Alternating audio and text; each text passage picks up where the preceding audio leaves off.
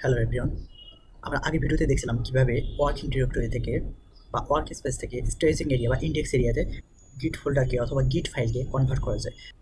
এবং আজ আমরা দেখব যে কিভাবে স্টেজিং এরিয়া থেকে লোকাল রিপোজিটরিতে আমাদের গিট ফোল্ডার অথবা ফাইলকে কনভার্ট করা যায়। আজ আমরা স্টেজিং এরিয়া থেকে লোকাল রিপোজিটরিতে আমাদের ফাইলগুলো কনভার্ট করব। ওকে, আমাদের টার্মিনাল ওপেন করা যাক।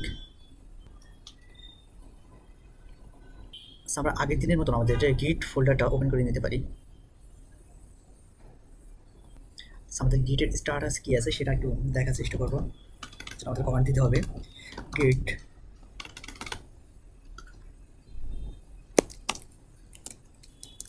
গিট স্ট্যাটাস। এখন আমাদের সমস্যাটা হচ্ছে আমরা এখনও আমাদের গিট ফোল্ডারে নেই, আমরা সার্ভিস 3 নামক ফোল্ডারে আছি। আমাদের এখন ডেস্কটপ ফোল্ডারে এন্টার করতে হবে।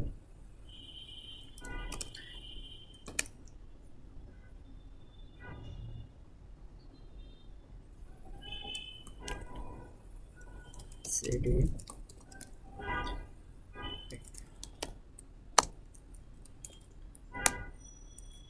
Clear screen. ওকে, এবার আমরা গিট স্ট্যাটাস দেখতে পারি। গিট ওকে, আমাদের যে দুটা ফাইল আছে ফার্স্ট এবং সেকেন্ড নামে, দুটাই এখন স্টেজিং এরিয়াতে আছে।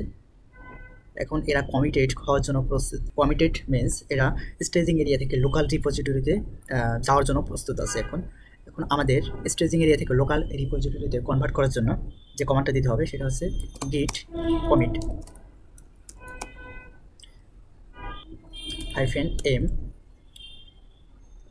এবং এখানে একটা ইনভাইটেড কমার ভিতরে একটা মেসেজ দিতে হবে। এবং অবশ্যই মনে রাখতে হবে মেসেজটা যেন মিনিংফুল হয়।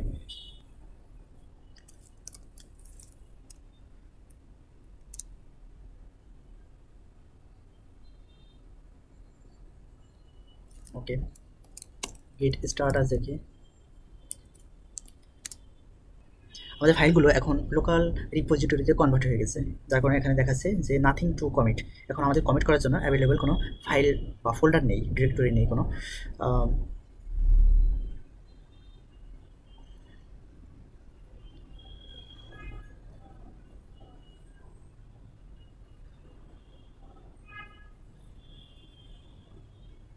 ওকে, আমরা আমাদের ফার্স্ট যে ফাইলটা আছে এর ভিতরে একটা চেঞ্জ আনার চেষ্টা করি, তারপর আবার আবার কমিট করব।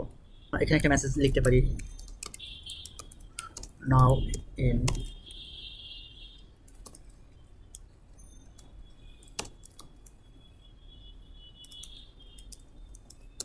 we are now in local repository, control s।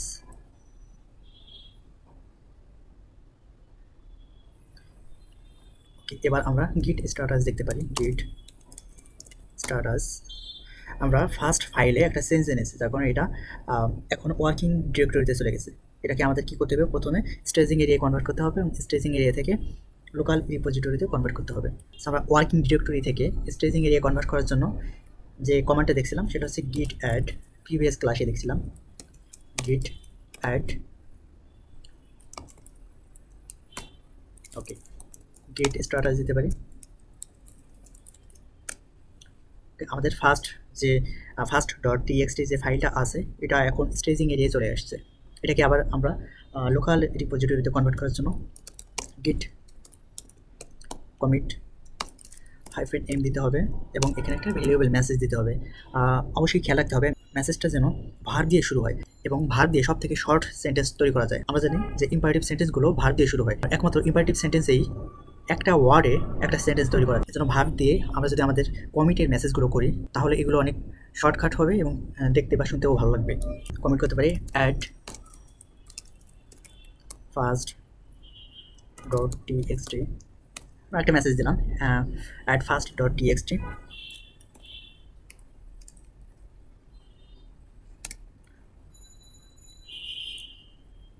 ওকে, এবার গিট স্ট্যাটাস দেখতে পারি।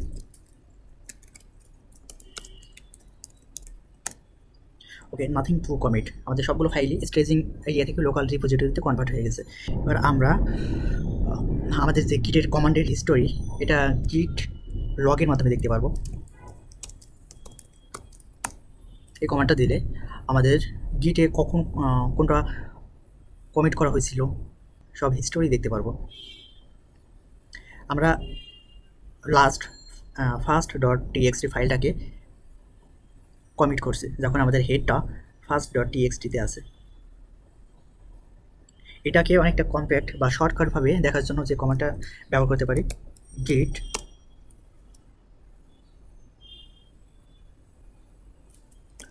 Log online.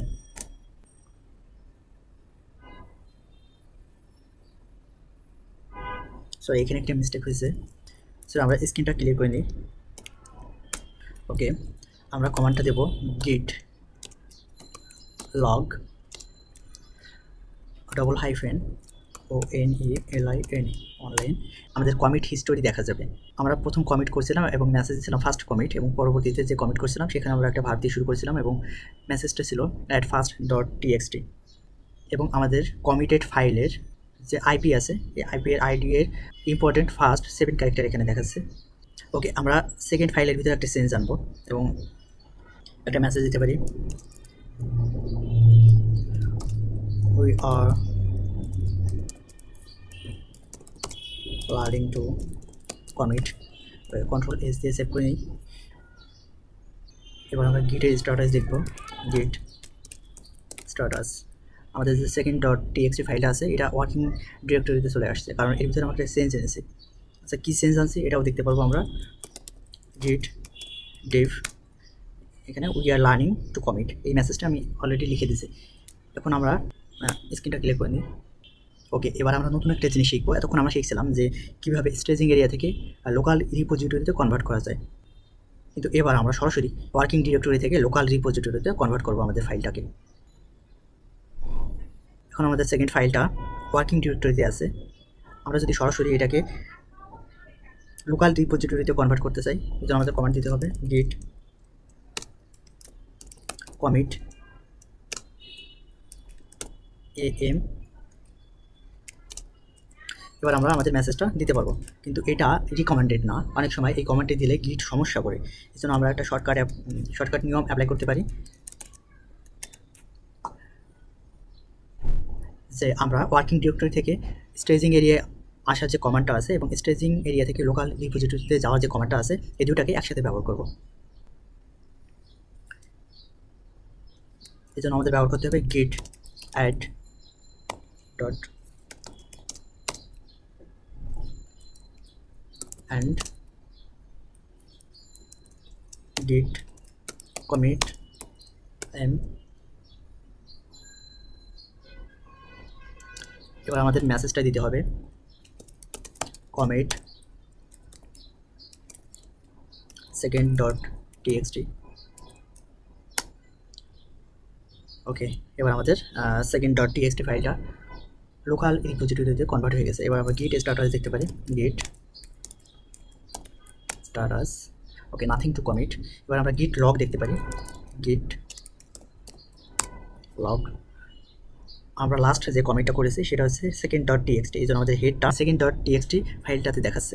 এটাকে আমরা শর্টকাটভাবে দেখতে পারি, গিট লগ অনলাইন। ওকে, এটা শর্টকাটভাবে দেখাচ্ছে আমাদের আইডি এটা, এবং আমাদের মেসেজটা হচ্ছে এটা। স্ক্রিন ক্লিয়ার করতে পারি। আচ্ছা, আজ এই পর্যন্তই, এবং পরবর্তী দিন আমরা শিখব কীভাবে লোকাল রিপোজিটরি থেকে স্টেজিং এরিয়ায় এবং স্টেজিং এরিয়া থেকে ওয়ার্কিং ডিরেক্টরিতে আসা যায়। এতক্ষণ সাথে থাকার জন্য ধন্যবাদ। আপনারা সবাই সাথে থাকবেন এবং সাজেশন দেবেন যে কোন টপিকের উপর ভিডিও করলে আপনাদের উপকার হবে এবং কীভাবে ভিডিও কোয়ালিটি ইমপ্রুভ করা যায় অবশ্যই জানাবেন। ধন্যবাদ সবাইকে।